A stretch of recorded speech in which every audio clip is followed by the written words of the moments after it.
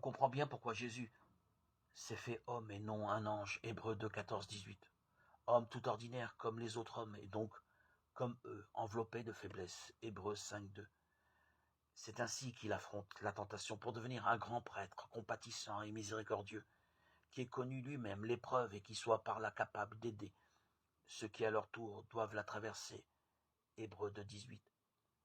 Car nous n'avons pas un grand prêtre impuissant à compatir nos faiblesses. Lui-même a été tenté de toutes les manières possibles, semblable à nous, en toutes choses, excepté le péché, Hébreux 4, 15.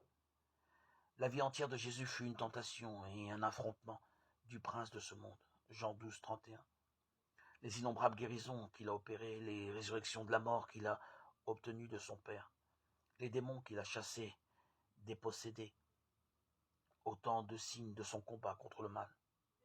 De même sa prière qu'il offrait parfois des nuits entières et dont nous pouvons supposer qu'elle ne fléchissait jamais. Il y a en effet des démons affirmés, Jésus, à ses disciples qui ne peuvent être chassés sinon par la prière et par le jeûne, Matthieu 17, 21. Ce combat contre le diable connut son apogée dans les grandes tentations qui encadrent la vie publique de Jésus.